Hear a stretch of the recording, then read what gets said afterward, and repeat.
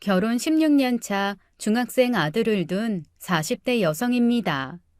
저도 나름 인생을 40년 넘게 살았고 식당에서 일하며 다양한 사람을 경험했기에 내가 사람 보는 눈은 있지 생각하며 살았습니다.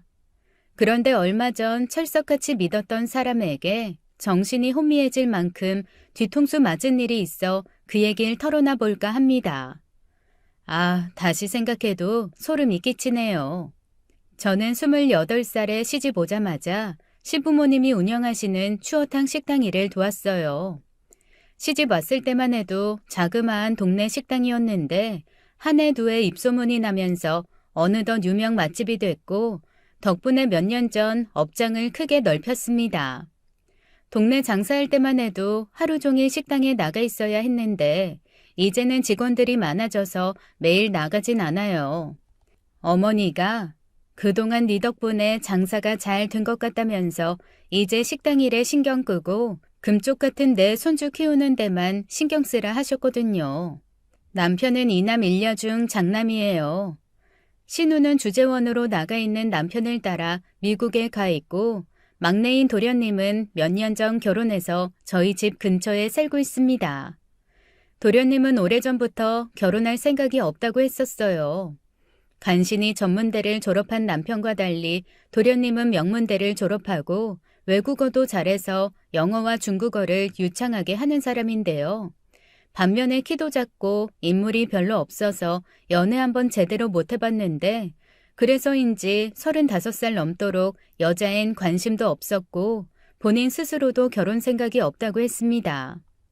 그런데 어느 날 어머님이 오늘 네 동서 될 사람 인사 온단다 하시는 거예요. 이게 웬일인가 싶어 저도 시댁으로 달려갔는데요. 정말 깜짝 놀랐습니다. 같은 여자가 봐도 너무 예쁘고 도련님보다 8살이나 어린 여자가 있더군요. 아마도 우리 도련님 쪽에서 첫눈에 반해 죽자사자 쫓아다녔나 보다 했는데 알고 보니 그 반대였어요. 도련님이 운영하는 무역회사 직원이라는데 처음엔 어쩌다 연애가 시작됐고 그 와중에도 도련님은 난 연애는 하겠지만 결혼 생각은 없어라고 말했음에도 여자가 먼저 제발 결혼해달라고 졸랐다는 거예요. 그렇다고 조건이 나쁜 여자냐? 그것도 아니었습니다. 흠없는 평범한 집안 출신이고 거기다 나름 유학파였고 딱히 돈이 아쉬워 도련님을 꼬신 것 같지도 않았어요. 솔직히 저희 시댁이 갑부도 아니고 도련님이 돈을 엄청 버는 것도 아니고 무엇보다 설령 돈 보고 결혼하는 거라 해도 여자가 훨씬 아까워 보였거든요. 생글생글 잘 웃고 성격도 조용하고 행동 하나하나 예의도 챙길 줄 아는 아가씨였습니다. 당연히 저희 쪽에서는 쌍수 들고 환영하는 분위기였죠. 오랫동안 며느리 노릇을 혼자 했었기에 나도 이제부터는 손이 동서 노릇 좀 해볼까 하는 생각이 들었지만 막상 동서를 보니 그럴 수가 없었어요. 착하고 조용하고 저에게 늘 깍듯했고 그렇다고 잔머리를 굴리느냐 전혀 그렇지도 않았습니다. 하나부터 10까지 서툴러도 항상 적극적으로 배우려고 했고 도련님, 아니 이제는 서방님인 자기 남편에게도 참 잘했습니다. 물론 보는 앞에서만 잘하는 것일 수도 있겠지만 언제나 동서가 서방님을 바라보는 눈은 하트가 몽실몽실 꿀이 뚝뚝 떨어졌으니까요. 오히려 서방님이 동서에게 너무 싸늘하게 군다 싶을 정도였어요. 저하고도 나이 차이가 많이 났지만 그래도 저희는 금세 친해졌고 함께 장도 보러 가고 가끔은 저 대신 우리 아들 식사도 챙겨주고 시부모님 식당 일도 제법 잘 돕더라고요. 식당 직원들 모두 이 집은 며느리 복이 있다면서 칭찬을 많이 해주셨어요. 그런데 어느 날 이상하게 동서의 표정이 안 좋았습니다. 혹시 아이가 생겼나 그래서 컨디션이 안 좋은 건가 살짝 물어봤죠. 처음엔 별거 아니에요 하더라고요. 그런데 갑자기 눈물을 글썽이며 쇼킹한 얘기를 털어놓는 거예요. 형님, 저 너무 무서워요. 저 요즘 스토킹 당하고 있어요. 스토킹이라 어안이 벙벙했습니다. 저희가 워낙 가깝게 살아서 서로의 일상과 동선을 빠삭하게 알고 있는데 뜬금없이 스토킹이라뇨. 그게 무슨 말이냐, 자세히 좀 얘기해봐라 했죠.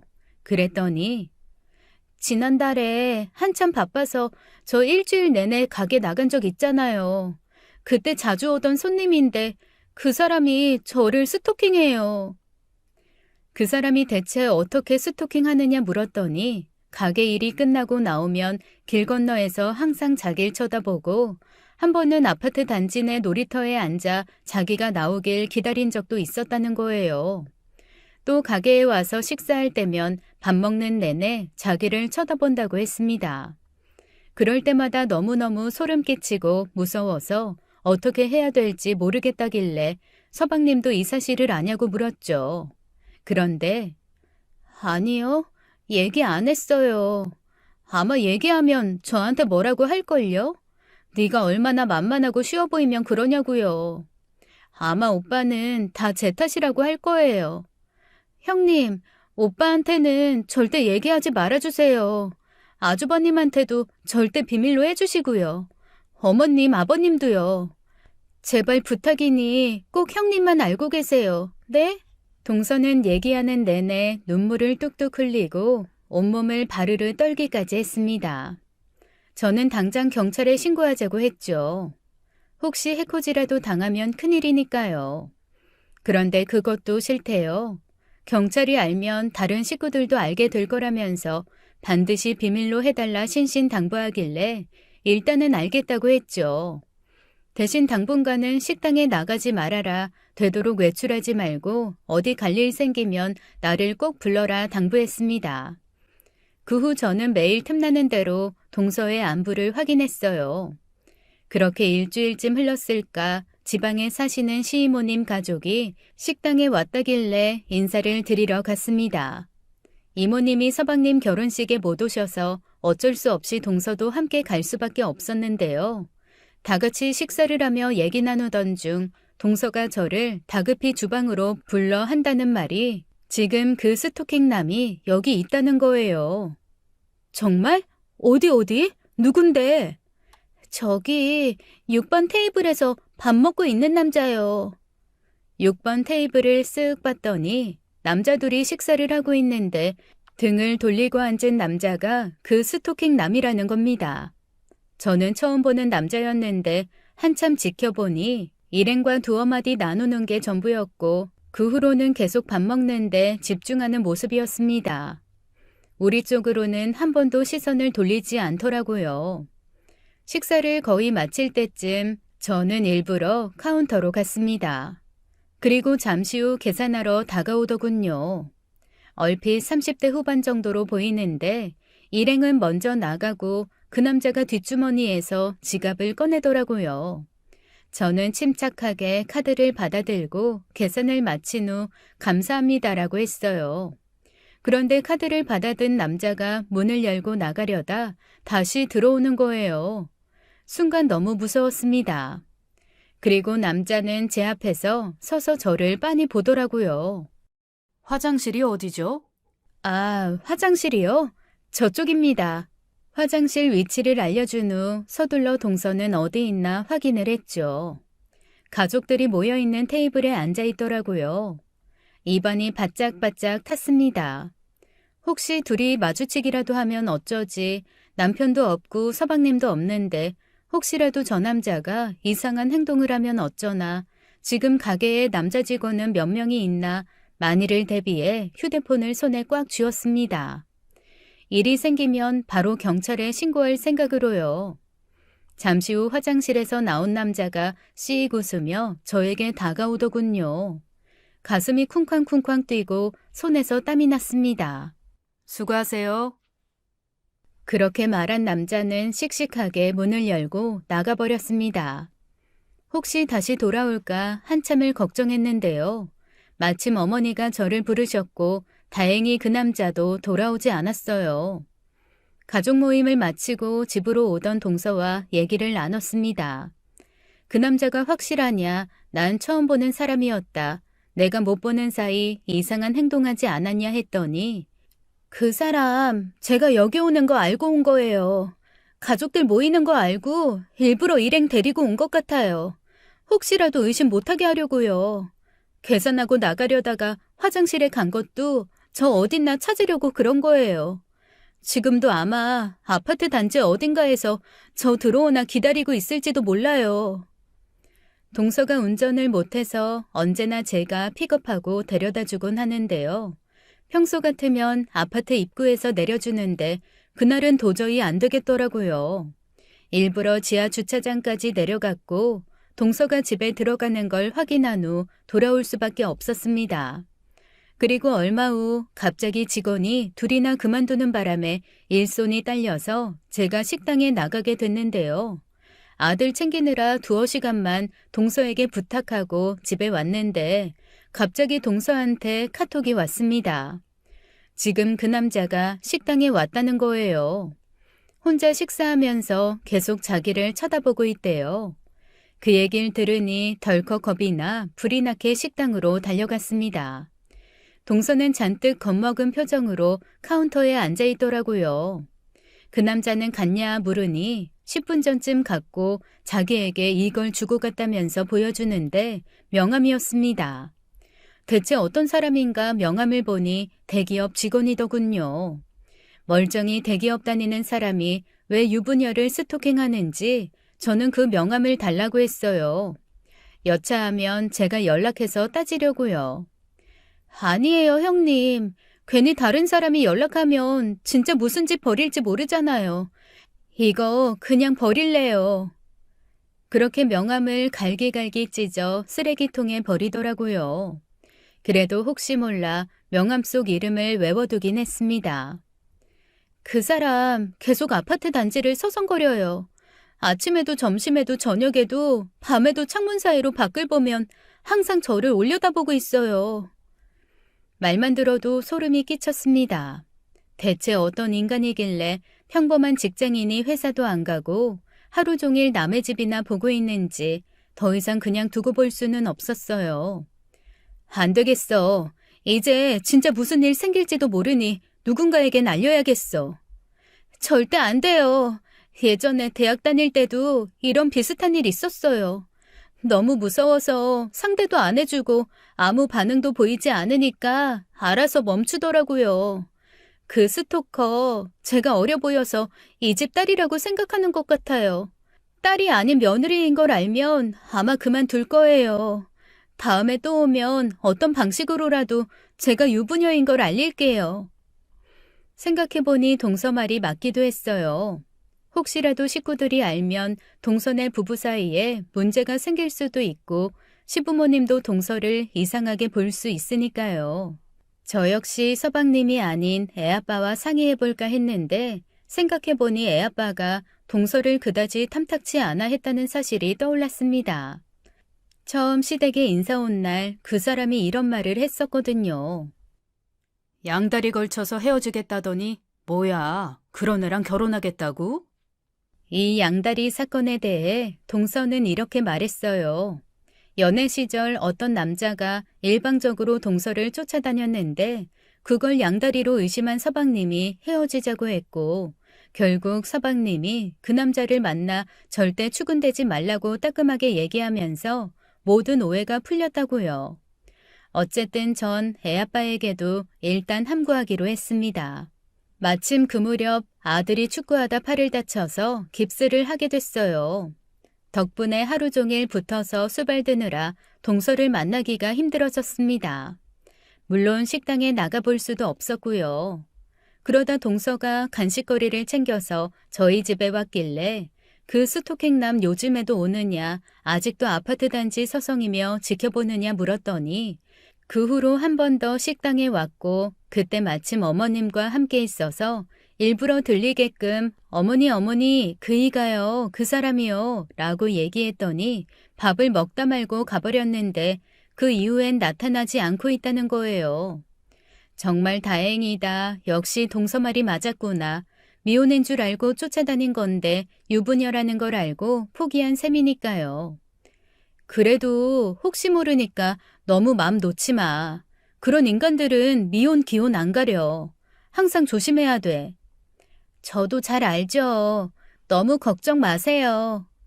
그런데 계속 쭈뼛쭈뼛 뭔가 할 말이 더 있어 보이는 거예요. 왜 그래? 무슨 할 말 있어? 할 얘기 있으면 해봐. 그게 형님, 저 아무래도 임신을 한 것 같아요. 전 너무 기뻐서 테스트 해봤냐 물었더니 아직 안 했대요. 그럼 지금이라도 당장 해보자고 했죠. 그랬더니 내일 직접 산부인과 가서 확인하고 싶다고 저한테 함께 가달라고 하는 거예요. 서방님한테는 임신이 맞으면 그때 가서 말하고 싶대요. 다음 날 아이를 학교에 데려다 주고 곧바로 산부인과로 향했습니다. 동서가 진료를 받는 동안 예정일은 언제쯤 될까 혼자 계산해보고 동서가 워낙 예쁘게 생겼으니 딸이면 좋겠다. 저 혼자 엄청 들떠 있었죠. 그런데 결과는 임신이 아니었어요.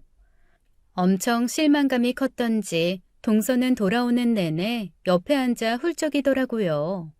생리를 2달이나 안 해서 당연히 임신일 거라 생각했는데 아마도 스트레스 때문인 것 같다며 스토킹남한테 시달리면서 얼마나 괴로웠는지 아마도 그게 원인 같다더군요.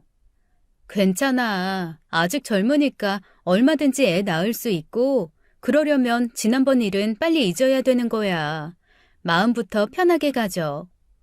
진심으로 달래주고 위로해 주었습니다. 한편으로는 시부모님이나 서방님한테 미리 얘기 안 한 게 얼마나 다행인가 싶기도 했고요. 그리고 스토킹 때도 그렇고 이번 일도 그렇고 동서는 늘 서두르지 않고 진중하구나. 한참 어린 사람인데 여러모로 나보다 낫다 싶었습니다. 그 일로 동서와 저는 친자매 같은 사이가 되었어요.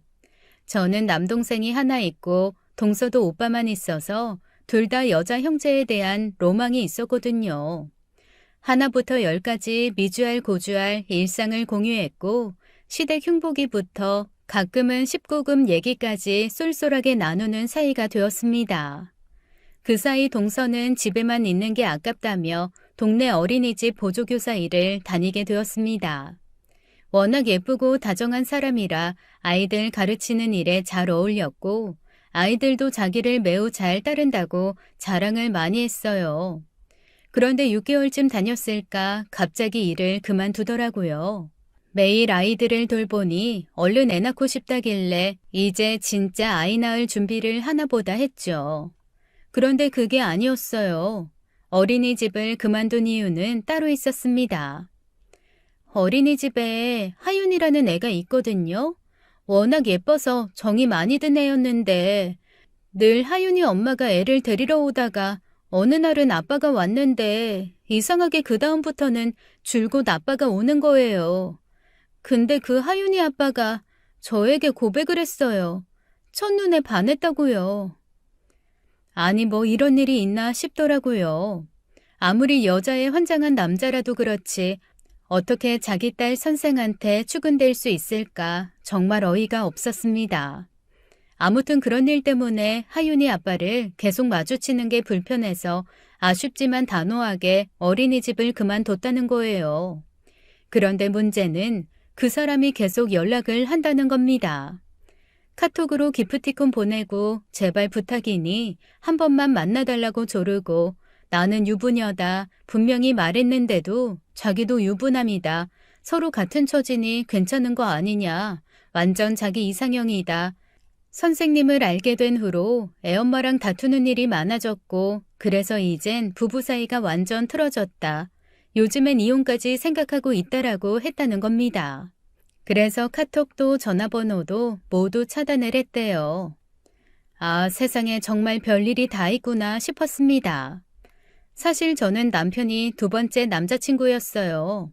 제가 썩 예쁜 편이 아니기에 여자가 너무 예쁘면 사는 게 피곤하다라는 말이 뭔지 몰랐는데 동서를 보니 딱 알겠더라고요. 남자들은 결혼을 했든 안 했든 예쁜 여자만 보면 막 들이대는구나. 동서가 이런 일 당하는 거 알면 서방님은 얼마나 화나고 속상할까 싶었죠. 얼마 후 집 근처에 대형 쇼핑몰이 오픈을 했습니다. 동서가 먼저 가보자길래 일부러 사람 없는 시간에 맞춰 평일 2시쯤 들렀어요. 이것저것 구경하며 기분 좋게 쇼핑을 하고 있는데 동서가 저 집 커피가 맛있대요 라면서 어떤 카페로 들어가더니 커피를 사서 나오더라고요. 그런데 갑자기 카페 입구에서 만난 한 남자랑 반갑게 인사를 나누는 거예요. 저는 약간 거리를 두고 있어서 둘이 무슨 얘기를 나누는지 들을 수는 없었는데요. 잠시 후 얼굴이 굳어져 온 동서가 빨리 집에 가자는 거예요. 이제 막 왔는데 왜 벌써 가냐고 했더니 방금 얘기 나눈 남자가 하윤이 아빠래요. 자기 보고 또 만나자고 했다면서 어디선가 지켜보고 있을 테니 빨리 가자는 거였습니다. 이렇게 피하기만 한다고 해결될 일이 아니야. 그 남자 어디 있어? 내가 만나서 따끔하게 한 소리 해줄게. 안 돼요, 형님. 그 사람 눈동자가 정상이 아니었어요. 그리고 혹시라도 동네에 이상한 소문나면 좋을 거 하나 없어요. 그러더니 제 팔을 세게 끌어당기길래 어쩔 수 없이 쇼핑몰을 나왔습니다. 그때까지 밥도 못 먹은 상태여서 쇼핑몰 근처에서 식사를 하며 천천히 얘기를 했는데요. 동서가 남자들 앞에서 쉽게 행동하는 여자라고 생각하지 않아. 처음 봤을 때 워낙 예뻐서 인물값 좀 했겠구나라는 싸구려 선입견을 갖긴 했지만 그동안 지켜본 바론 절대 그럴 사람 아닌 거 잘 알아. 그런데도 연이어 남자들이 추근대니까 너무 걱정이 되네. 결혼 전에도 이런 일 많았어? 10대 때부터 그랬어요. 하루가 멀다 하고 남자애들이 좋다며 고백을 해오니 다른 애들 질투가 심해져서 왕따를 당할 정도였고요. 하다 학원 선생이 들이댄 적도 있었어요. 정말? 네. 대학 때는 더 했어요. 어학 연수차 호주에 갔는데 홈스테이 하던 집주인 아저씨부터 같이 연수 받던 일본 남학생, 중국 남학생까지. 그래서 제대로 된 연애를 한 번도 못했어요. 친구의 남자친구가 들이댄 적도 많았고요. 그중 어떤 남자한테는 몹쓸 짓 당할 뻔했는데 그걸 마침 친구가 보게 된 거예요. 그 후로 친구 남친 꼬시는 나쁜 년이 되는 바람에 친한 친구조차 없어요. 그러다 언제나 싸늘하고 필요한 용건 이외엔 사적인 대화를 전혀 안 하는 남자를 만났는데 그게 바로 서방님이고 그런 모습의 매력을 느껴 먼저 고백을 했다네요. 처음엔 서방님이 거절했대요. 자기는 연애도 결혼도 생각 없고 무엇보다 공과사를 철저히 나누고 싶다.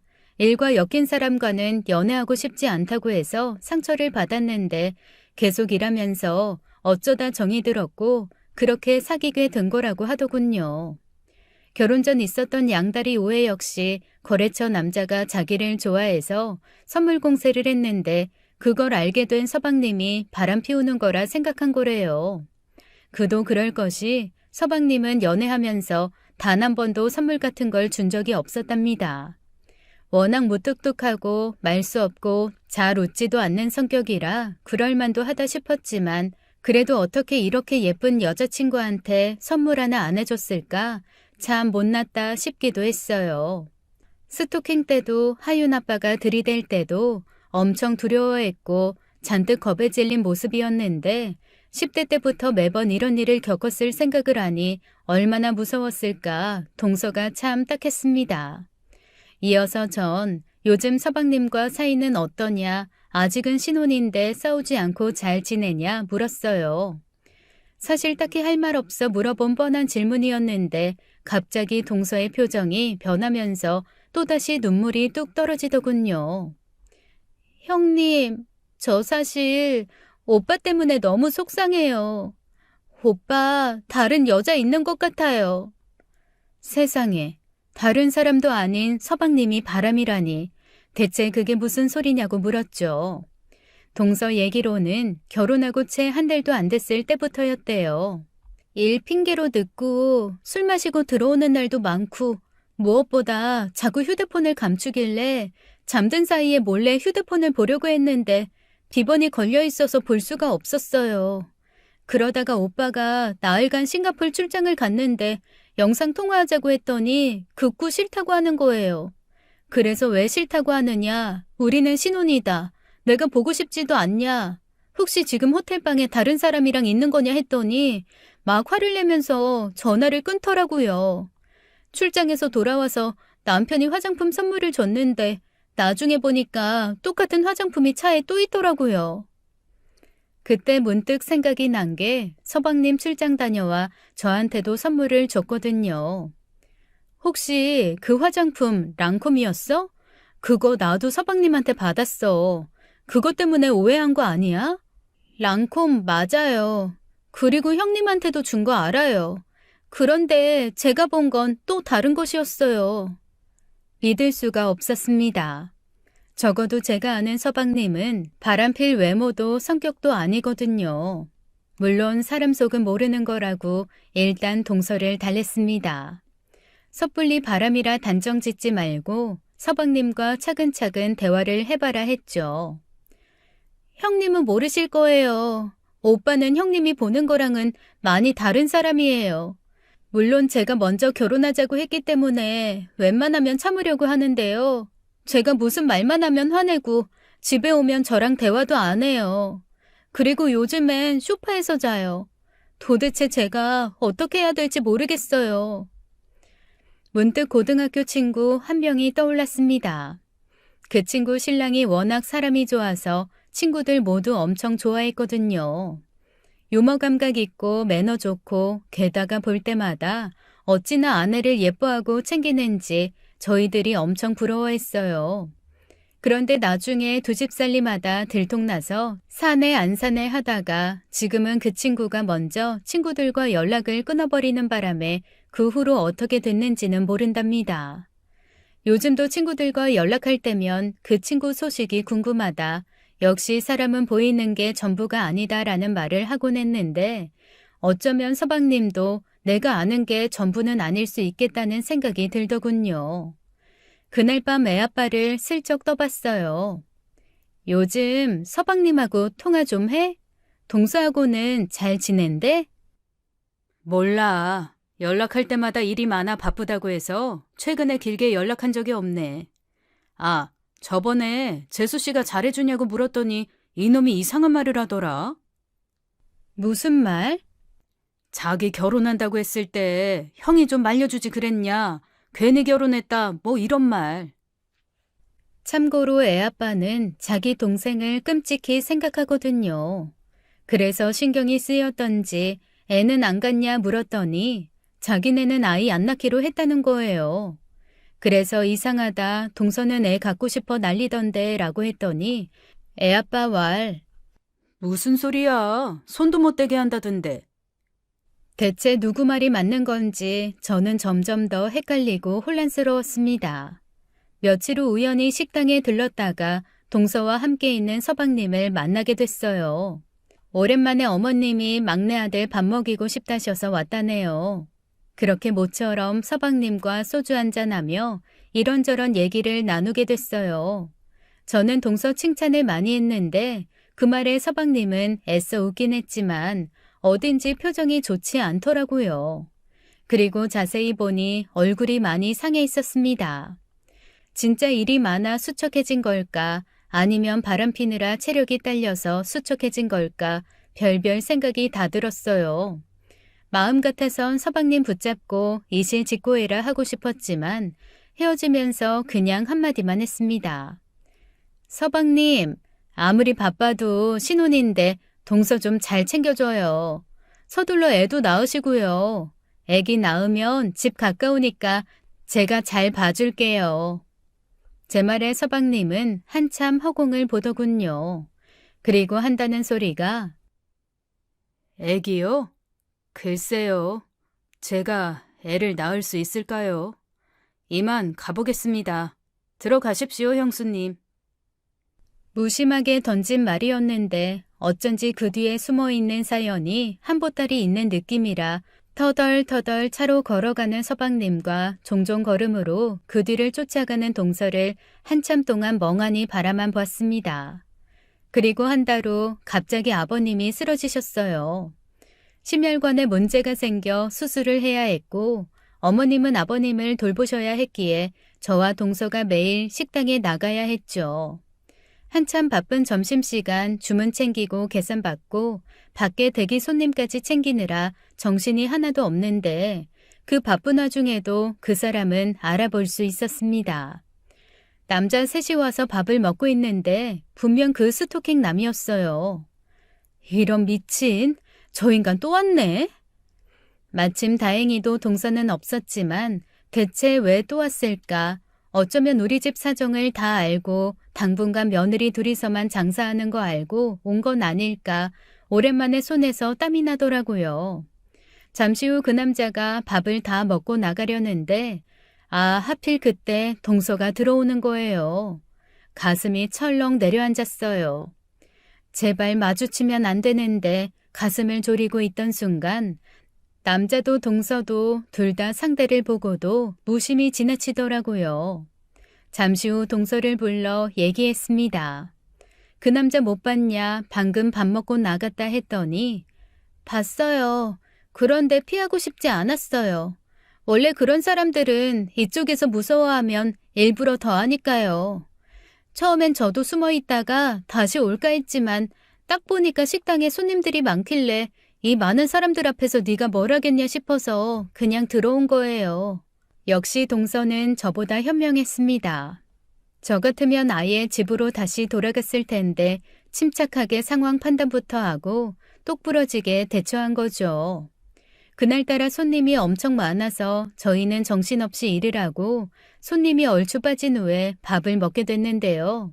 함께 식사하던 주방 이모님이 동서 옷에 피가 묻었다는 거예요.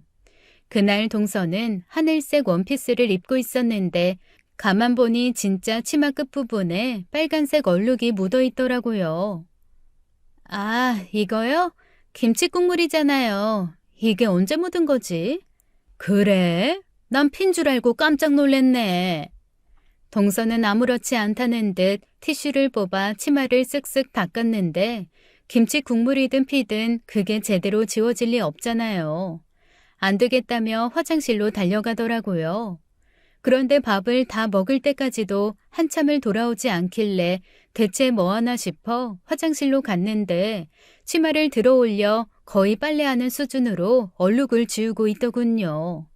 굳이 그렇게 수고하지 말고 이따 집에 가서 제대로 빨아라 했는데 동서가 저를 보며 나지막한 목소리로 말하길 사실 이거 피 맞아요. 어디서 뭘 했길래 피가 묻은 건지 그리고 왜 김치 국물이라고 거짓말했는지 좀 어리둥절하더라고요. 대체 무슨 피야? 어디서 묻은 거야? 아침에 코피가 났어요. 웬 코피? 요즘 피곤해? 원래 코피가 자주 나? 제 물음에 동서가 그야말로 경악할 소리를 하는 겁니다. 형님, 저 사실 오빠한테 맞았어요. 뭐라고? 말도 안 돼. 서방님이 동서를 때렸다고? 게다가 코피까지 날 만큼? 그게 무슨 소리야? 똑바로 말하지 못해? 원래 서방님 손버릇이 안 좋아요. 걸핏하면 저한테 손찌검하거든요. 조금만 화가 나도 물건을 던지고 침대에서 함께 자다가 몸이 닿기라도 하면 가까이 오지 말라며 발로 걷어차고 설거지나 청소 등 집안일을 하고 있으면 갑자기 다가와 머리통을 때리며 살림 똑바로 하라며 짜증을 낸다는 거예요. 당장 오늘 아침에도 외출하려고 원피스 갈아입으니 그 꼴로 또 남자 꼬시러 가냐길래 순간 자기도 화가 나서 보기 싫으면 오빠 마음에 드는 옷 좀 사달라고 했더니 갑자기 달려와서 뺨을 때렸대요. 그것도 양쪽 뺨을 2대씩이나요. 어찌나 세게 때렸는지 코피까지 쏟아지는데 그 피를 보고도 아무렇지 않게 출근했다는 겁니다. 전 도저히 믿을 수가 없었어요. 진짜야? 그게 사실이야? 정말 서방님이 상습적으로 손찌검하고 있었어? 형님은 제가 거짓말하는 것 같으세요? 이 피를 보고도요? 손찌검은 연애 때부터 시작됐다고 합니다. 그 양다리 의심 사건이 있었을 때도 동서가 죽어도 아니다, 오해다 했지만 필요 없으니 꺼지라면서 머리를 세게 밀어 길바닥에 넘어지기도 했고 신혼여행 가서도 선물 고르느라 망설이고 있으니 빨리빨리 사라며 다리를 걷어찼대요. 도저히 믿을 수 없는 얘기였지만 만일 그게 사실이면 왜 그런 남자와 결혼을 했는지 궁금했습니다. 고쳐질 거라 생각했으니까요. 결혼해서 시댁에 잘하고 그래서 예쁨 받으면 오빠도 저한테 잘해줄 거라고 믿었거든요. 심장이 쿵쾅쿵쾅 뛰더라고요. 이 어린 사람이 그동안 남편에게 맞고 살았을 생각을 하니 그걸 어떻게 견뎠을까 나이에 걸맞지 않게 속 깊고 진중한 사람인 건 알았지만 조선시대 여자도 아니고 이 정도일 줄은 몰랐으니까요. 이건 아니야. 계속 이렇게 살면 안 되는 거야. 이건 엄연한 가정폭력이라고 동서. 참고 살지 마. 혹시라도 또 손찌검하면 그땐 바로 신고해. 알겠지? 가정폭력인 거 인정해요. 하지만 제 선택이 맞다는 걸 보여줄 거고 반드시 오빠한테 인정받을 거예요. 그 옛날 맞고 살았던 여자들, 그리고 지금도 가정폭력에 침묵하고 사는 여자들, 다들 그런 심리라고 하잖아요. 나만 참으면 된다. 언젠가는 남편이 바뀔 거다. 동서도 딱 그런 모습이었습니다. 안에서는 남편 폭력에 시달리고 밖에서는 낯선 남자들에게 시달리고 또 그걸 감추기 위해 혼자 소갈이하고 살았을 동서를 생각하니 눈물이 왈칵 쏟아졌어요. 그리고 나는 여태 뭐 했나 말로만 여동생처럼 생각한다고 했지 숨겨진 속사정은 까맣게 모른 채 만나면 쓸데없는 수다 떨기에 바빴던 거죠. 하지만 더 이상은 모른 척 할 수가 없었습니다. 스토킹 때도 그렇고 하윤 아빠의 추근댐도 그렇고 동서가 원하니 그냥 눈 감아주고 넘겼지만 코피가 쏟아지도록 맞았다는 건 용납할 수 없었어요. 아니, 이번 일은 그냥 못 넘어가. 어머님이 알면 서방님 가만두지 않을 거야. 가족들에게 얘기해야겠어. 하지만 동서는 역시 신중했습니다. 어머님은 병원에 계신 아버님 간호하느라 안 그래도 힘드신데 거기에 또 다른 걱정거리를 얹히고 싶진 않다더군요. 맞는 말이었습니다. 그러면 우리가 나서겠다 애아빠한테 얘기하고 우리 부부가 서방님과 얘기해보겠다고 하니 그 역시 굳고 말리더라고요. 제가 형님한테 이런 얘기 했다는 거 알면 아마 또 맞을걸요? 조금만 더 기다려주세요. 아마 임신하면 안 그럴 거예요. 설마 애 가진 사람한테 손찌검하겠어요? 누구도 대놓고 말하진 않았지만 다들 서방님네 임신을 기다리고 있었습니다. 하지만 지난번 서방님이 저에게 직접 한 얘기도 있고 걔네들 애 안 낳을 생각이던데 라고 했던 애아빠 말도 생각나서 임신할 생각은 있는 거냐 서방님도 애를 갖고 싶긴 한 거냐 물었더니 요즘 들어 적극적으로 노력 중이라고 하더라고요. 집에 돌아와 곰곰이 생각해봤지만 머릿속이 너무 복잡했습니다. 동서가 얼마나 힘들지 도통 가늠도 안 되고 혹시 지금도 맞고 있는 건 아닐까 너무 걱정돼 안절부절 아무것도 못하겠어서 결국 전 애아빠한테 얘기할 수밖에 없었습니다. 제 얘기를 듣자 애아빠는 펄쩍 뛰더라고요. 말 같지도 않은 소리 하지 마. 여자 때려서 코피까지 나게 했다고? 걔가? 팔이 안으로 굽는다고 당신 동생에 대해 다 안다고 생각하지 마. 솔직히 부부 사이는 아무도 모르는 거 아니야? 그동안 당신도 동서 지켜봐서 알겠지만 그런 어이없는 거짓말 꾸며낼 사람 아니야. 아직은 누구 말이 맞는지 모르지만 그렇다고 이 일을 그냥 내버려둘 순 없지 않아? 애아빠도 생각이 많아졌는지 한참을 말없이 있더라고요. 그러면서 털어놓기를 서방님네 결혼하고 형제가 밖에서 몇 번 따로 만나 밥 먹은 적이 있대요. 신혼잼이 어떠냐, 재수씨랑 사이는 어떠냐 물었는데 처음엔 그냥 그래라고 대답할 뿐 자세한 얘기는 안 하고 일 얘기만 하더랍니다. 그리고 나중에 가서는 결혼 괜히 했다, 그냥 혼자 살 걸 그랬다라고 하길래 애 낳으면 달라진다고 했더니 자기 와이프가 애는 절대 싫다고 한다. 가끔 분위기 잡으려고 하면 정색을 하고 몸서리치며 거부해서 이제는 아예 포기 상태라고 했답니다. 도대체 누구의 말이 맞는 건지 답이 안 나오더라고요. 얼마 후 명절이 돌아왔습니다. 시댁은 제사를 안 지내는 집이었고 아버님마저 아프셨기에 이번엔 조용히 넘어가나 했는데 아버님 소식을 듣고 미국에 나가 있던 신우가 왔어요. 서방님네 결혼식 이후 처음 보는 거라서 그동안 쌓인 얘기를 많이 나누게 됐는데요. 그동안 애라도 하나 낳았을 줄 알았는데 니네 여태 뭐 한 거니? 모두 모인 자리에서 신우가 이렇게 돌직구를 날렸습니다. 우린 애 안 낳기로 했어. 진짜야? 올케도 오케이 한 거야? 동서는 쭈뼛쭈뼛 저와 서방님 눈치를 살피더니 저는 낳고 싶은데 오빠가 싫대요. 하더군요. 그때다 싶었는지 애아빠가 치고 들어갔습니다. 이상하다. 쟤는 엄청 낳고 싶어 하던데. 이거야 원. 당최 누구 말이 맞는지 모르겠네. 애아빠의 말이 끝나기 무섭게 서방님은 자리에서 일어나 피곤하다며 먼저 자겠다며 들어가고 동서는 고개를 숙인 채 아무 말 못하고 있었습니다. 갑자기 분위기가 싸해졌길래 제가 나서서 둘이 알아서 하게 냅두자 하고 얘기를 마무리 지으며 빈 접시를 들고 일어서는데 얼핏 보니 동서의 눈에 눈물이 맺혀 있었어요. 본능적으로 걱정이 몰려왔습니다. 이 일로 서방님이 또 동서를 때리면 어쩌나 하고요. 그 후 아버님 수술은 잘 돼서 다행히 회복 중에 계셨고 어머님도 다시 식당에 나오게 됐습니다. 그리고 동서도 별다른 일 없이 무난한 날들을 보내고 있었는데요. 어느 날 운전을 하고 가다가 신호에 멈춰 잠깐 밖을 봤는데 어린 여자아이와 엄마 아빠로 보이는 세 식구가 단란하게 걸어가더군요. 그런데 그의 아빠 얼굴이 낯이 익었습니다. 누굴까? 분명 어디선가 본 사람인데 잠시 후 생각이 났어요. 동서와 쇼핑몰에 갔을 때 봤던 그 하윤 아빠라는 사람이었습니다.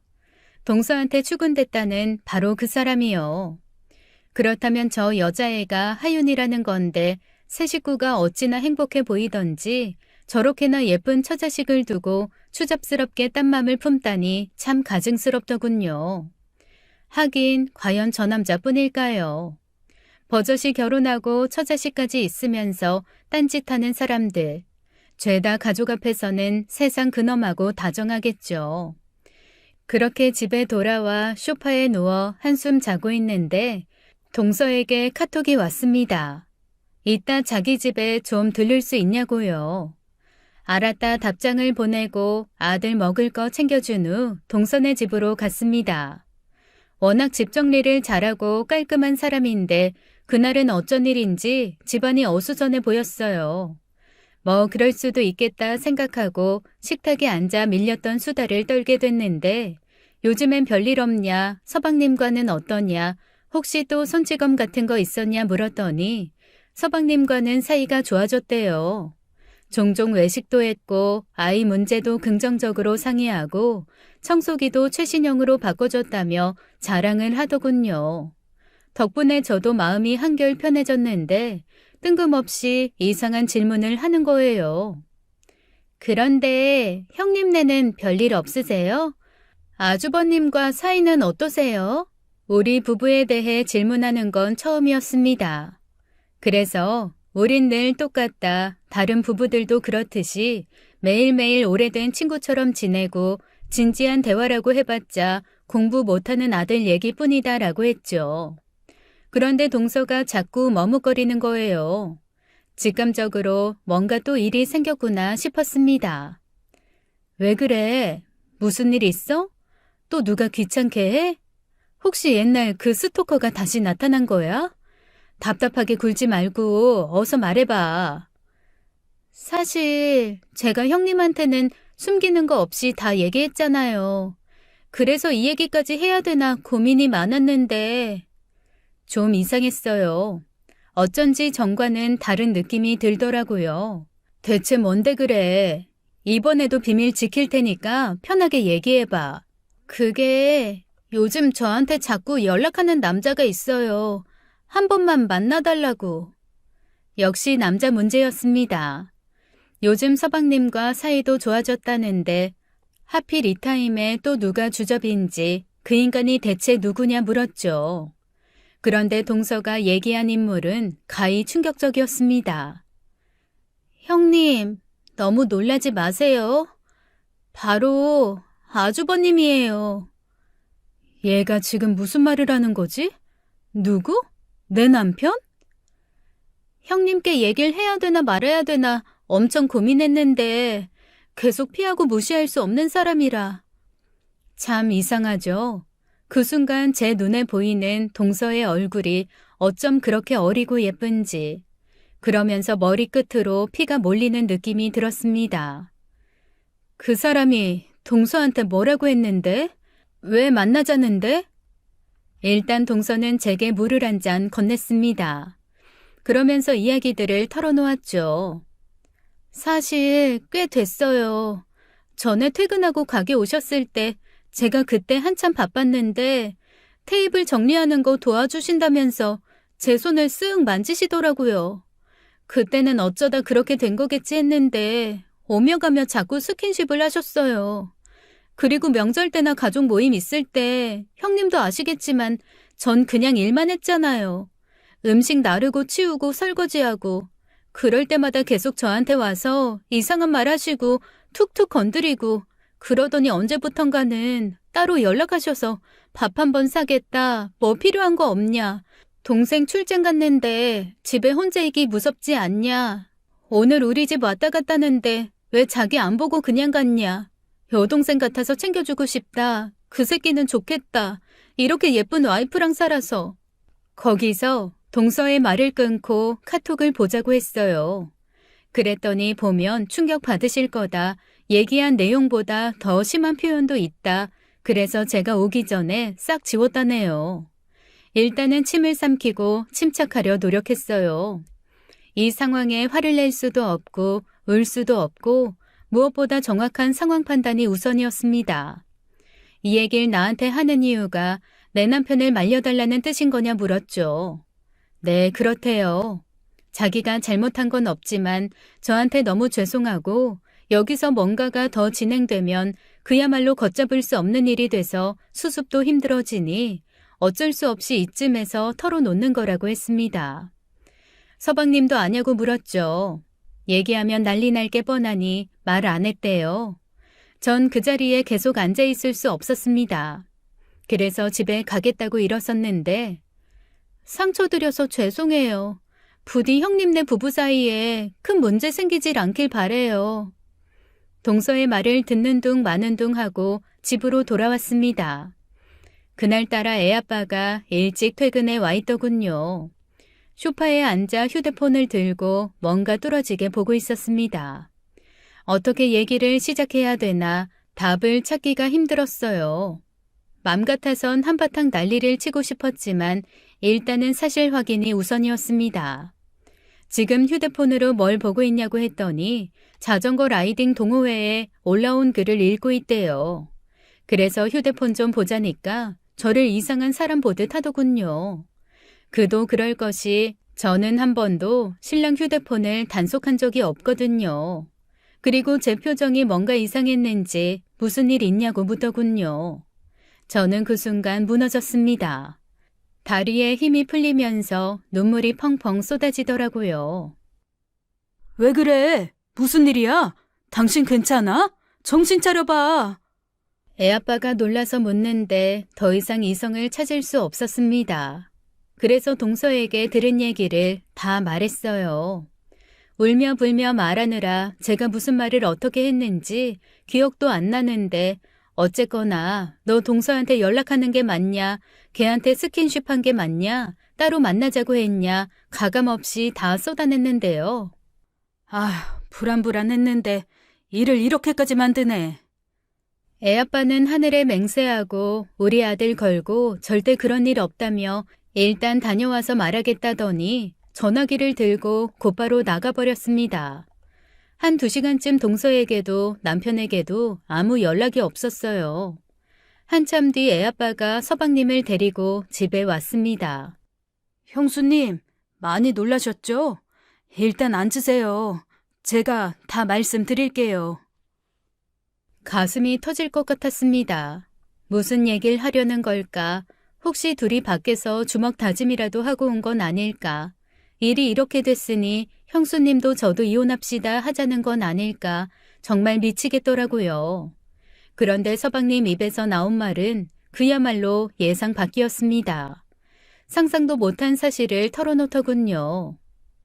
형한테는 미리 말했는데 제가 형수님한테는 비밀로 해달라고 했어요.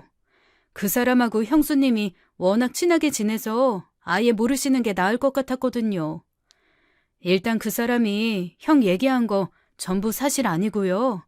형수님한테 그동안 어떤 얘기를 했는진 몰라도 아마 대부분 지어낸 얘기일 거예요. 사실 그 사람 아파요. 뭐지? 대체 이게 무슨 말인가 싶었습니다.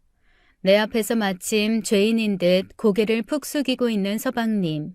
그리고 동서가 아프다니 전 아무 말도 못하고 서방님 얘기를 계속 들을 수밖에 없었는데요. 처음 동서를 만났을 때 자기가 먼저 좋아했지만 섣불리 대시할 순 없었다.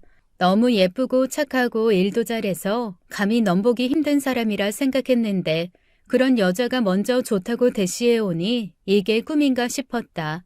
그렇게 한동안 달콤한 연애를 하다가 천천히 알게 된 사실은 상습적으로 없는 말을 지어낸다는 거였대요. 어떤 남자가 쫓아왔다. 거래처 직원이 대시한다. 그 남자한테 선물을 받았다. 그러나 확인을 해보면 다 없는 얘기였고 선물조차 본인이 직접 산 거였대요. 그래도 헤어질 수 없었던 건 그야말로 사랑이었는데 결국 안 되겠다 싶어 함께 병원에 가서 상담 치료까지 받았답니다. 그 후 나아진 줄 알았는데 결혼 후에도 자꾸만 식당 손님이 나를 스토킹한다. 어떤 애아빠가 추근댄다. 형님이 나를 질투한다. 어머님 안 보실 때 쌍욕도 했다.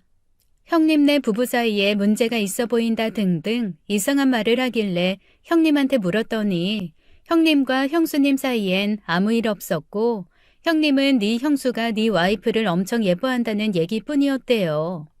아이를 낳으면 좋아질 것 같아 임신을 시도했지만 그때마다 피곤하다 징그럽다 피했는데 식구들 앞에서 자기 탓하는 거 보고 기가 막혔다네요.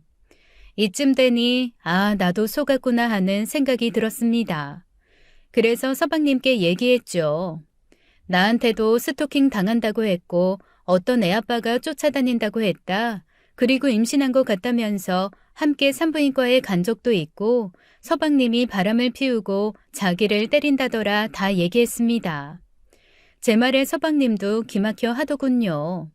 그날 동서 치마에 묻었던 건 피가 맞긴 한데 서방님이 택배 상자를 칼로 자르다 손에 상처가 났고 그 와중에서 동서가 상자에서 물건을 꺼내다가 묻은 거래요.